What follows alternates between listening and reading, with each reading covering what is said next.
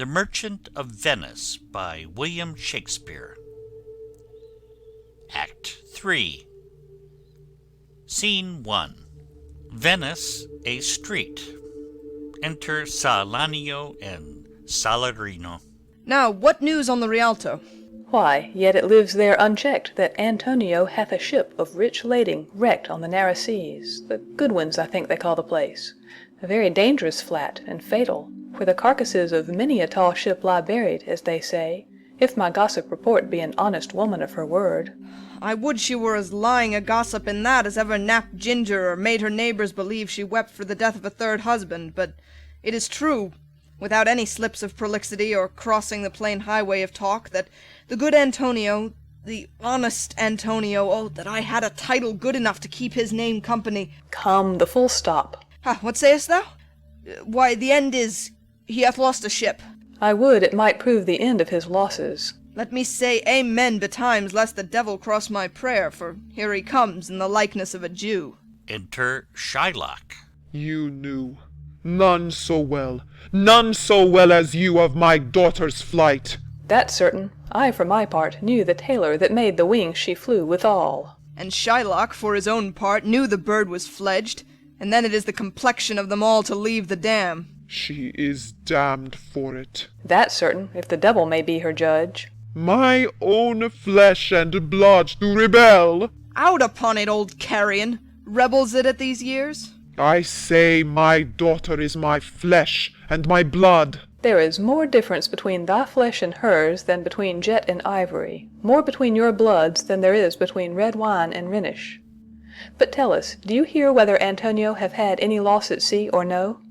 There I have another bad match, a bankrupt, a prodigal, who dare scarce show his head on the Rialto, a beggar that used to come so smug upon the mart.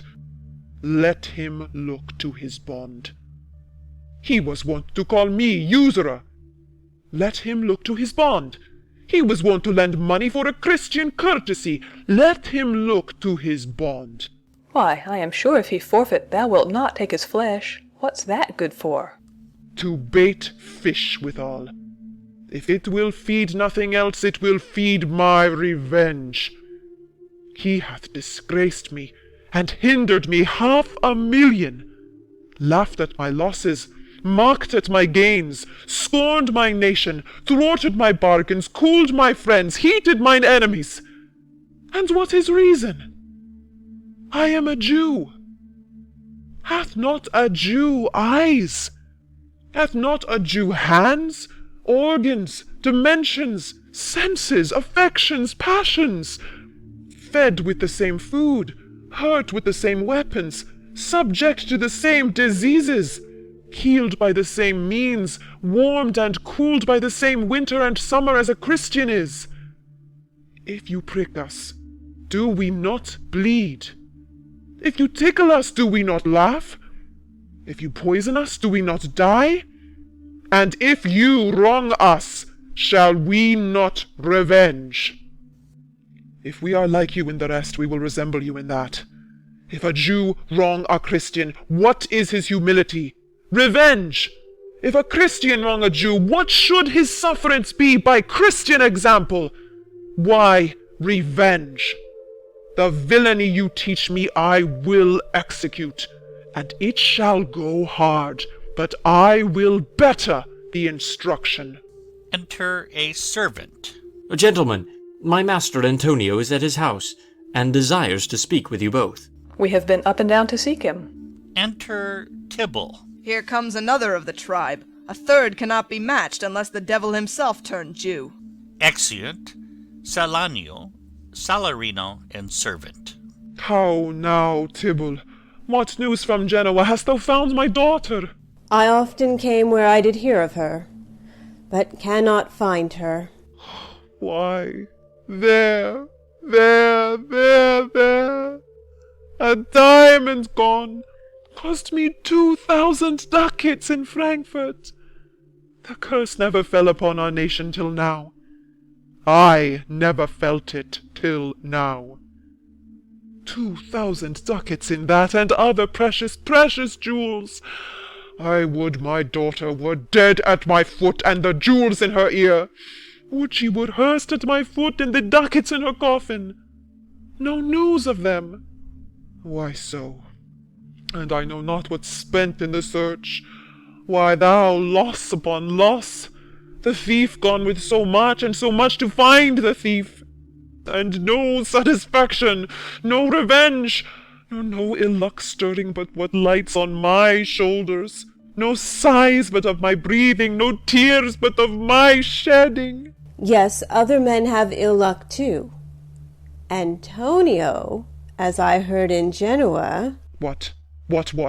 Ill luck! Ill luck! hath an argosy cast away, coming from Tripolis. Oh, I thank God! I thank God! Is it true? Is it true? I spoke with some of the sailors that escaped the wreck. Oh, I thank thee, good Tybalt. Good news, good news!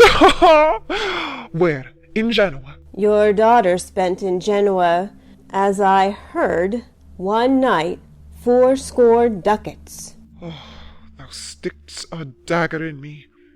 I shall never see my gold again.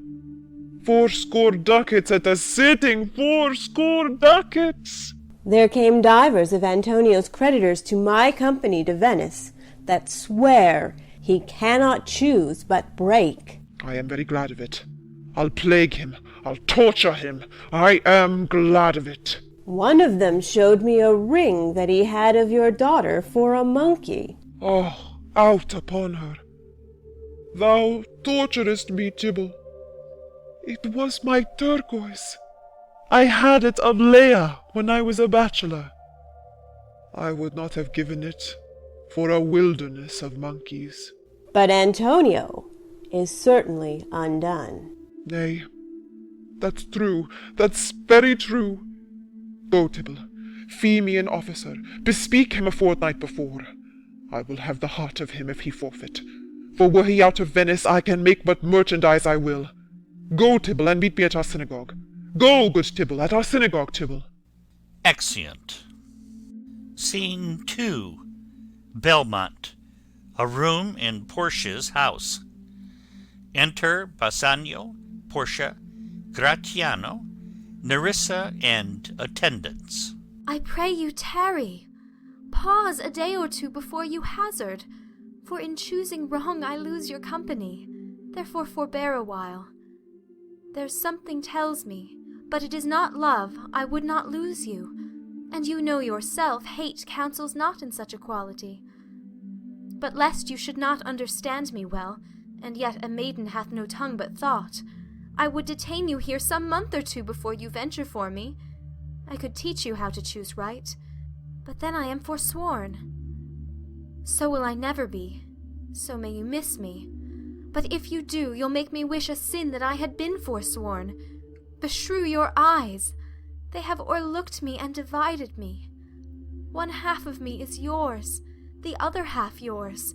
Mine own I would say, but if mine, then yours, and so all yours. Oh, these naughty times puts bars between the owners and their rights, and so, though yours, not yours. Prove it so. Let fortune go to hell for it, not I. I speak too long, but 'tis to pease the time, to eke it and to draw it out in length, to stay you from election. Let me choose, for as I am, I live upon the rack. Upon the rack, Bassanio? Then confess what treason there is mingled with your love. None but that ugly treason of mistrust, which makes me fear the enjoying of my love. There may as well be amity and life tween snow and fire as treason and my love. Ay, but I fear you speak upon the rack, where men enforced do speak anything. Promise me life, and I'll confess the truth. Well then, confess and live. Confess and love had been the very sum of my confession. Oh, happy torment when my torturer doth teach me answers for deliverance! But let me to my fortune and the caskets. Away then. I am locked in one of them. If you do love me, you will find me out. Nerissa and the rest stand all aloof. Let music sound while he doth make his choice. Then, if he lose, he makes a swan-like end, fading in music. That the comparison may stand more proper, my eye shall be the stream and watery deathbed for him. he may win. And what is music then? Then music is even as the flourish when true subjects bow to a new crowned monarch. Such it is, as are those dulcet sounds in break of day that creep into the dreaming bridegroom's ear and summon him to marriage. Now he goes, with no less presence, but with much more love, than young Alcides, when he did redeem the virgin tribute paid by howling Troy to the sea monster. I stand for sacrifice. The rest aloof are the Dardanian wives, with bleared visages come forth to view the issue of the exploit. Go, Hercules! Live thou, I live. With much, much more dismay I view the fight than thou that makest the fray. A song, while Bassanio comments on the caskets to himself. Tell me, where is fancy bred? Or in the heart, or in the head? How begot, how nourished? Reply, reply. It is engendered in the eyes, with gazing fed, and fancy dies in the cradle where it lies. Let us all ring fancy's knell. I'll begin it. Ding dong bell, ding dong bell.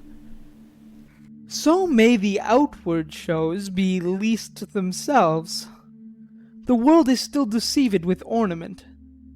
In law, what plea so tainted and corrupt, but being seasoned with a gracious voice, obscures the show of evil? In religion, what damned error but some sober brow will bless it and approve it with a text, hiding the grossness with fair ornament? There is no vice so simple but assumes some mark of virtue on his outward parts. How many cowards, whose hearts are all as false as stairs of sand, wear yet upon their chins the beards of Hercules and frowning Mars, who, inward searched, have livers white as milk, and these assume but valour's excrement to render them redoubted. Look on beauty, and you shall see 'tis purchased by the weight, which therein works a miracle in nature, making them lightest that wear most of it. So were those crisped, snaky, golden locks, which make such wanton gambols with the wind upon supposed fairness, often known to be the dowry of a second head, the skull that bred them in the sepulchre. Thus ornament is but the guiled shore to a most dangerous sea, the beauteous scarf veiling an Indian beauty. In a word, the seeming truth which cunning times put on to entrap the wisest. Therefore, thou gaudy gold, hard food for Midas, I will none of thee, nor none of thee, thou pale and common drudge tween man and man. But thou meagre lead, which rather threatenest than dost promise aught, thy plainness moves me more than eloquence, and here choose I. Joy be the consequence. Aside. How all the other passions fleet to air, as doubtful thoughts and rash embrace despair, and shuddering fear and green-eyed jealousy. O love, be moderate, allay thy ecstasy, in measure reign thy joy, scant this excess. I feel too much thy blessing, make it less, for fear I surfeit. What find I here? Opening the leaden casket. Fair Portia's counterfeit. What demigod hath come so near creation? Move these eyes, or whether, riding on the balls of mine, seem they in motion? Here are severed lips, parted with sugar breath. So sweet a bar should sunder such sweet friends. Here in her hairs the painter plays the spider, and hath woven a golden mesh, to entrap the hearts of men faster than gnats in cobwebs. But her eyes! How could he see to do them? Having made one, methinks it should have power to steal both his and leave itself unfurnished. Yet look how far the substance of my praise doth wrong this shadow in underprizing it, so far this shadow doth limp behind the substance. Here's the scroll, the continent and summary of my fortune. You that choose not by the view, chance as fair and choose as true. Since this fortune falls to you, be content and seek no new. If you be well pleased with this, and hold your fortune for your bliss, turn to where your lady is, and claim her with a loving kiss. A gentle scroll. Fair lady, by your leave, Kissing her. I come by note to give and to receive, like one of two contending in a prize, that thinks he hath done well in people's eyes, hearing applause and universal shout, giddy in spirit, still gazing in a doubt whether these pearls of praise be his or no. So, thrice fair lady, stand I, even so, as doubtful whether what I see be true, until confirmed, signed, ratified, by you. You see me, Lord Bassanio, where I stand, such as I am. Though for myself alone I would not be ambitious in my wish to wish myself much better, yet for you I would be trebled 20 times myself, 1,000 times more fair, 10,000 times more rich, that only to stand high in your account I might in virtues, beauties, livings, friends exceed account. But the full sum of me is sum of something which, to term in gross, is an unlessoned girl, unschooled, unpractised. Happy in this, she is not yet so old but she may learn. Happier than this, she is not bred so dull but she can learn. Happiest of all is that her gentle spirit commits itself to yours to be directed, as from her lord, her governor, her king. Myself and what is mine to you and yours is now converted. But now I was the lord of this fair mansion, master of my servants, queen, or myself. And even now, but now this house, these servants, and this same myself are yours, my lords. I give them with this ring, which when you part from, lose, or give away, let it presage the ruin of your love, and be my vantage to exclaim on you. Madam, you've bereft me of all words. Only my blood speaks to you in my veins, and there is such confusion in my powers, as after some oration fairly spoke by a beloved prince there doth appear among the buzzing pleased multitude, where every something being blent together turns to a wild of nothing, save of joy, expressed and not expressed. But when this ring parts from this finger, then parts life from hence. Oh, then be bold to say, Bassanio's dead. My lord and lady, it is now our time that have stood by and seen our wishes prosper, to cry, good joy, my lord and lady. My lord Bassanio and my gentle lady, I wish you all the joy that you can wish, for I am sure that you can wish none from me. And when your honours mean to solemnize the bargain of your faith, I do beseech you even at that time I may be married too. With all my heart, so thou canst get a wife. I thank your lordship, you have got me one. My eyes, my lord, can look as swift as yours. You saw the mistress, I beheld the maid. You loved, I loved. For intermission no more pertains to me, my lord, than you.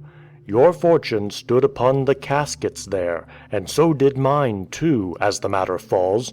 For wooing here until I sweat again, and swearing till my very roof was dry with oaths of love, at last, if promise last, I got a promise of this fair one here to have her love, provided that your fortune achieved her mistress. Is this true, Nerissa? Madame, it is. So you stand pleased withal? And do you, Gratiano, mean good faith? Yes, faith, my lord. Our feast shall be much honoured in your marriage. We'll play with them the first boy for 1,000 ducats. What? And stake down? No, we shall ne'er win at that sport and stake down. But who comes here? Lorenzo and his infidel? What, and my old Venetian friend Salanio? Enter Lorenzo, Jessica, and Salanio. Lorenzo and Salanio, welcome hither. If that the youth of my new interest here have power to bid you welcome. By your leave, I bid my very friends and countrymen, sweet Portia, welcome. So do I, my lord. They are entirely welcome. I thank your honor. For my part, my lord, my purpose was not to have seen you here. But meeting with Salanio, by the way, he did entreat me past all saying, nay, to come with him along. I did, my lord, and I have reason for it. Signor Antonio commends him to you.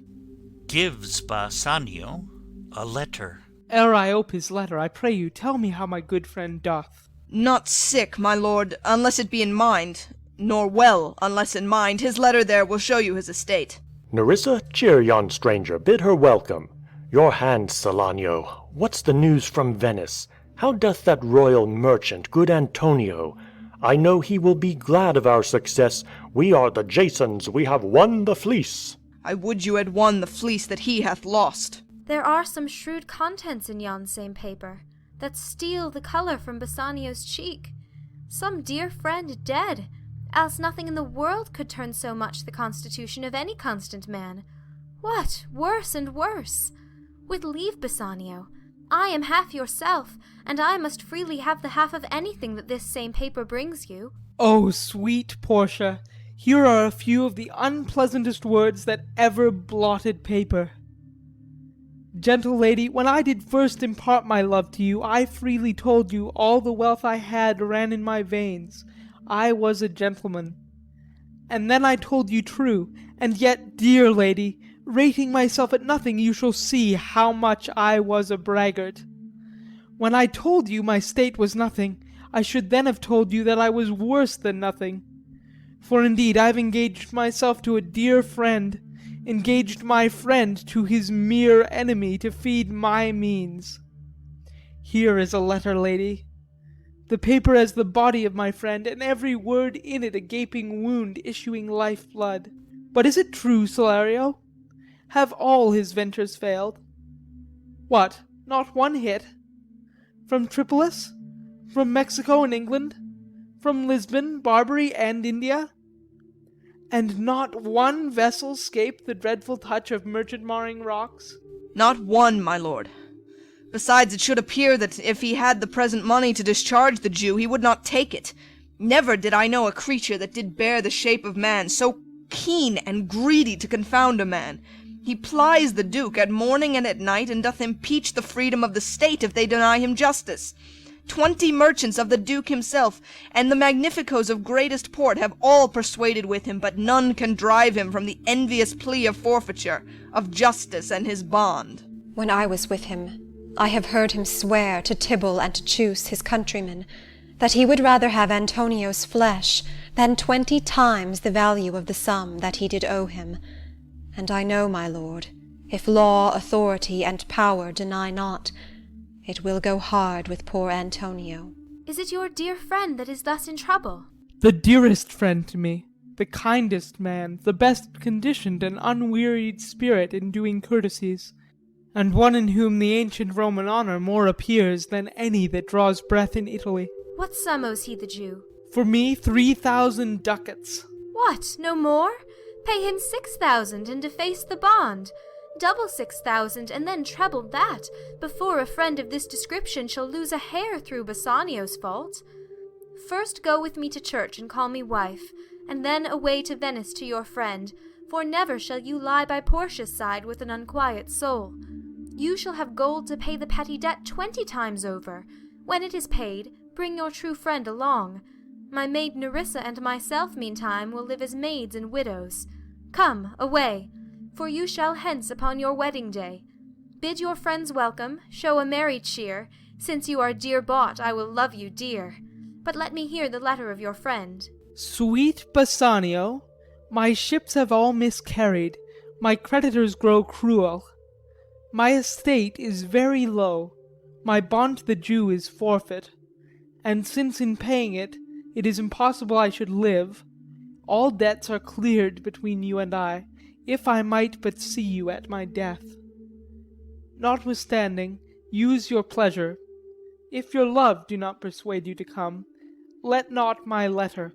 Oh, love, dispatch all business and be gone. Since I have your good leave to go away, I will make haste.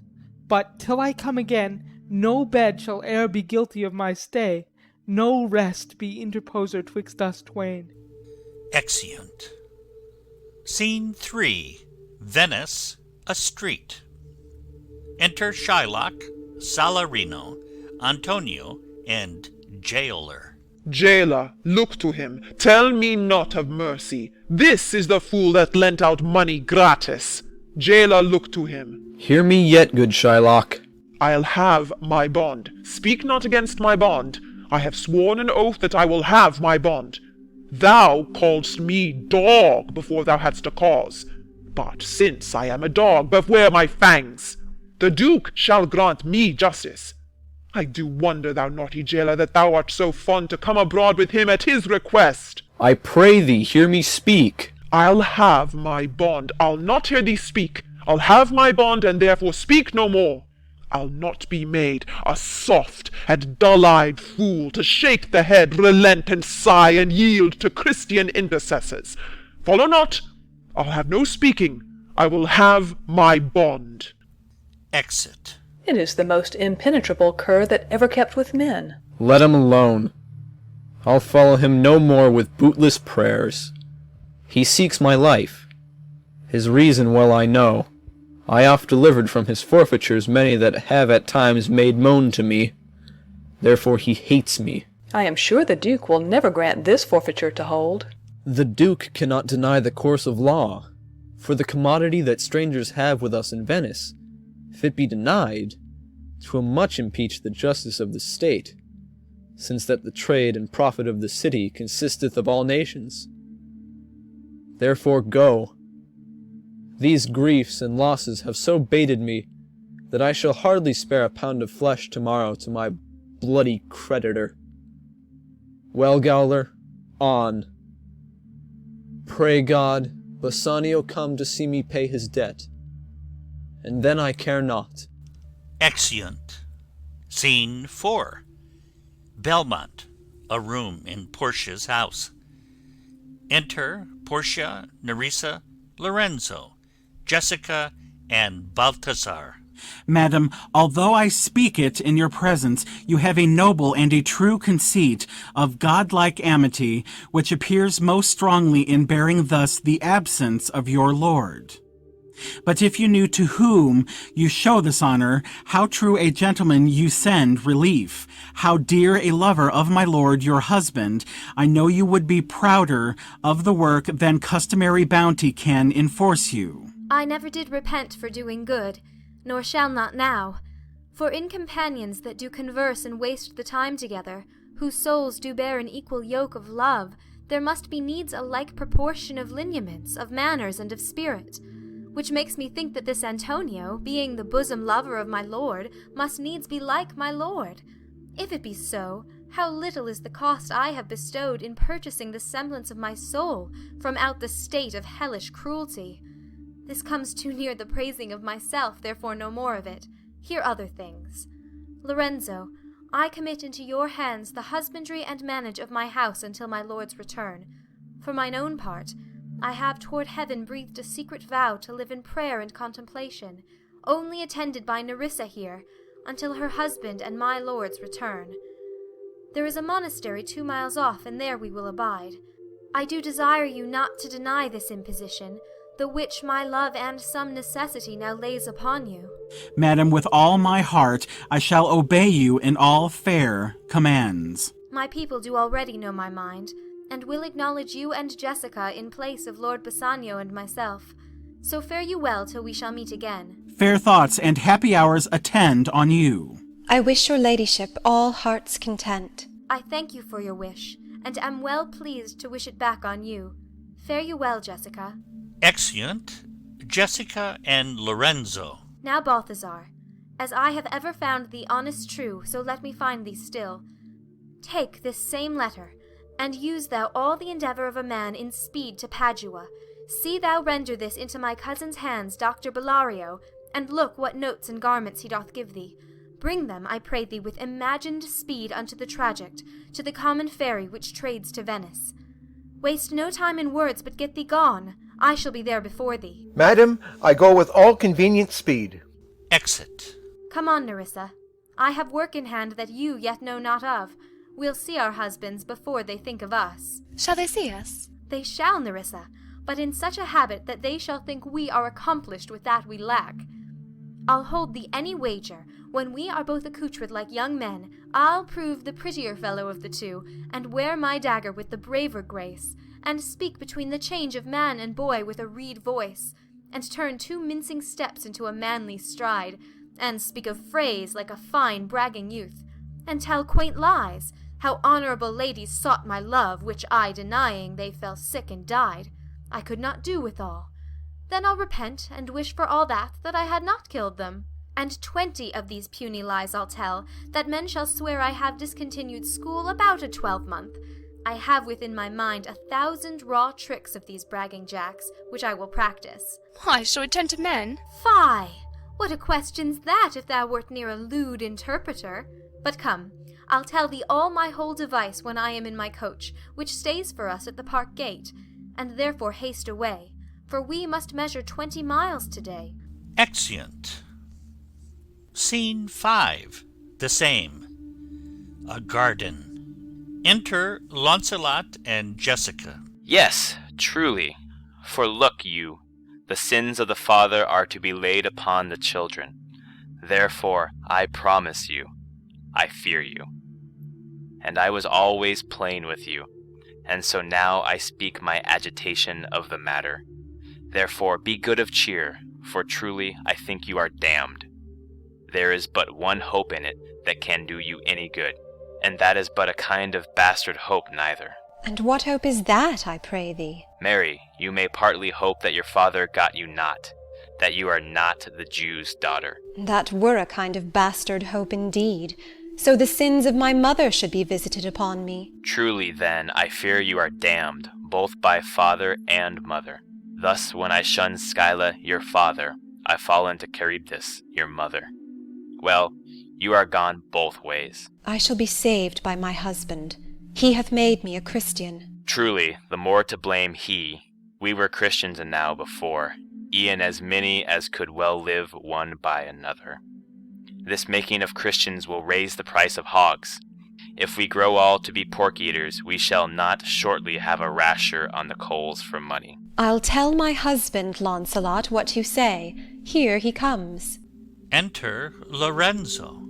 I shall grow jealous of you shortly, Launcelot, if you thus get my wife into corners. Nay, you need not fear us, Lorenzo. Launcelot and I are out. He tells me flatly there's no mercy for me in heaven because I am a Jew's daughter. And he says you are no good member of the Commonwealth, for in converting Jews to Christians you raise the price of pork. I shall answer that better to the Commonwealth than you can the getting up of the Negro's belly. The Moor is with child by you, Launcelot. It is much that the Moor should be more than reason. But if she be less than an honest woman, she is indeed more than I took her for. How every fool can play upon the word. I think the best grace of wit will shortly turn into silence, and discourse grow commendable in none only but parrots. Go in, sirrah, bid them prepare for dinner. That is done, sir. They have all stomachs. Goodly lord, what a wit-snapper are you! Then bid them prepare dinner. That is done too, sir. Only cover is the word. Will you cover, then, sir? Not so, sir. Neither. I know my duty. Yet more quarrelling with occasion. Wilt thou show the whole wealth of thy wit in an instant? I pray thee understand a plain man in his plain meaning. Go to thy fellows, bid them cover the table, serve in the meat, and we will come in to dinner. For the table, sir, it shall be served in. For the meat, sir, it should be covered. For your coming in to dinner, sir, why, let it be as humours and conceits shall govern. Exit. Oh, dear discretion, how his words are suited! The fool hath planted in his memory an army of good words, and I do know a many fools that stand in better place, garnished like him, that for a tricksy word defy the matter. How cheerest thou, Jessica? And now, good sweet, say thy opinion. How dost thou like the Lord Bassanio's wife? Past all expressing. It is very meet the Lord Bassanio live an upright life, for having such a blessing in his lady, he finds the joys of heaven here on earth.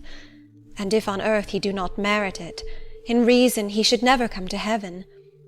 Why, if two gods should play some heavenly match, and on the wager lay two earthly women, and Portia one, there must be something else pawned with the other, for the poor rude world hath not her fellow. Even such a husband hast thou of me, as she is for a wife. Nay, but ask my opinion too of that. I will, anon. First let us go to dinner. Nay, let me praise you while I have a stomach. No, pray thee, let it serve for table talk. Then, howsoe'er thou speakest, 'mong other things, I shall digest it. Well, I'll set you forth. Exeunt. End of Act 3,